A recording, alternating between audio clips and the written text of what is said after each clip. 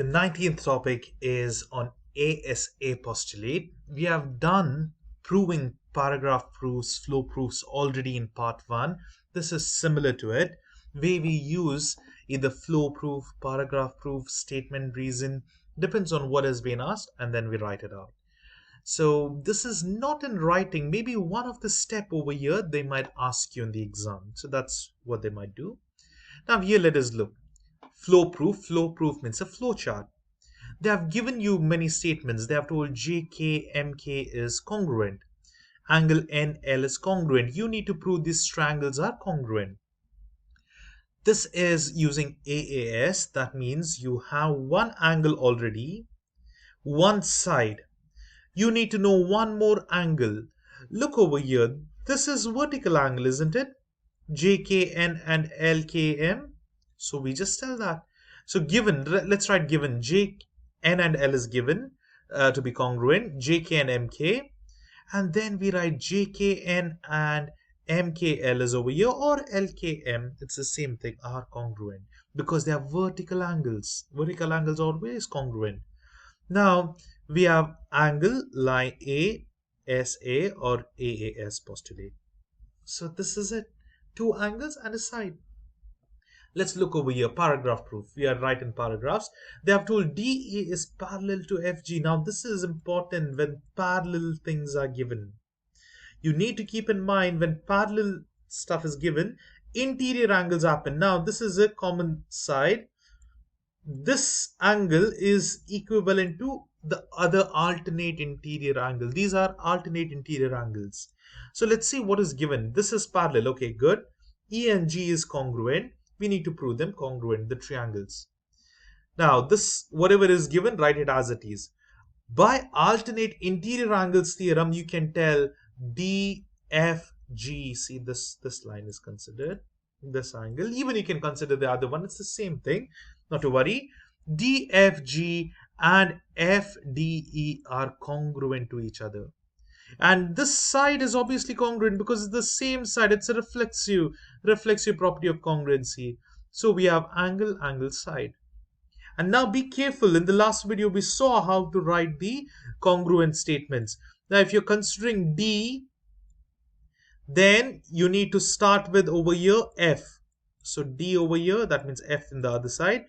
D, F, and it'll be D.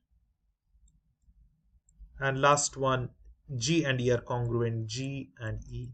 So that is how we write the congruent statement. Triangle and triangle, these are congruent. So see which are equal to each other and then write the congruent statement. That's it. Now here they have written two column proof and it's the same thing, but okay, there is midpoint over here. Let me do this. They have told V is the midpoint over here. You can see the V is midpoint of YW.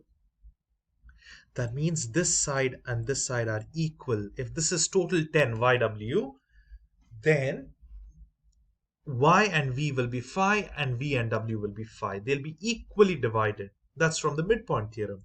Now let's see what is given. They have told U and Y is parallel to X and W. That means we can use alternate interior angles. So from midpoint theorem, this is the side is, see, this is midpoint. So we can use midpoint theorem and we can tell these are congruent. Now tell the angles. This angle U is congruent to X and Y is congruent to W. Why? Because of alternate interior angle theorem. So you can tell in this, it's written in detail because you have to write VY and U will be congruent to VWX. The thing is, it's not written as I'm telling you. It might be written the other way, but the main thing is the concept is the same thing. So you can either write UYV or VYU. You can write this first, this first. It's the same thing until and unless you write it properly. So that's the thing. So this is it. And then we have angle, and side. So AAS postulate proven. Same way, please do try this by yourself and then look for the answers. Don't directly jump to the answer. See it, solve it, and then check the answers.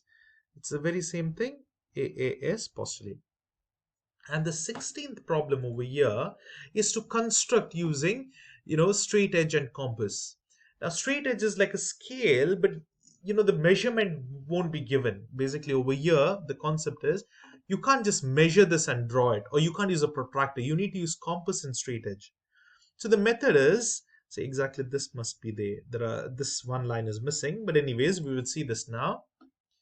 How do you do is, first you can't measure this, so you need to draw a straight line over here. Draw a straight line and then keep the compass over here and measure this distance of r. And same thing you do over here and draw an arc over here. So this will be the exact distance. Okay, this will be the base. The first side is very simple, but constructing the other side, it is different. Now we have done side. S is done. Side is done. Just one side. Now we have to use the angles to construct the other two sides. How do we do that?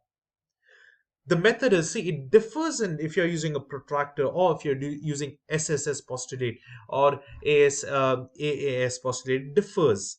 Okay, so now over here, since it's two angles and one side, you have to follow this method.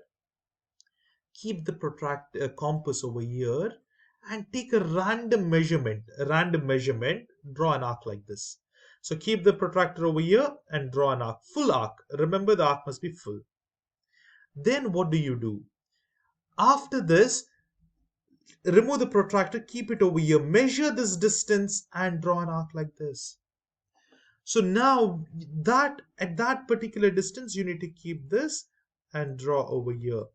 And now you will find this particular angle. This angle is formed. Take a straight edge and draw the line like this, which passes through the center of the intersection of those two arcs.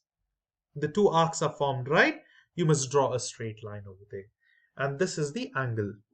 Same thing will be continued in the other side. Keep the compass here, take a measurement, draw an arc like this. So this is done. And then you need to keep the compass and measure this one over here. Keep the compass, measure. And then extend the line from this, and that triangle is formed. So these two are from A and A angles. See, these angles are used, whereas over here it was just side. This is how you solve it without protractor. If it's protractor, very simple. Just measure and you can measure the angle and do it. Here we use compass and a straight edge. Even the measurement won't be given in a straight edge, or even if it's given, this is the method you follow. But I'm not sure how they'll ask you this question in the part 2 because it's all in MCQs. Maybe the method or the step might be asked. So it's good to know. I hope this is clear. So that's the end of this topic 90.